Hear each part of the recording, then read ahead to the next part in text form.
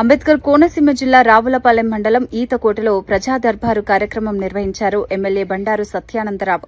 ప్రజల వద్దకే వెళ్లి వారి సమస్యలను తెలుసుకోవడం మంచి పరిపాలనకు నిదర్శనమని ఆయన అన్నారు. ఈ సందర్భంగా ప్రజల నుంచి వినతులు, అర్జీలు స్వీకరించిన ఎమ్మెల్యే అక్కడికక్కడే అధికారులతో మాట్లాడి పలు సమస్యలను పరిష్కరించారు.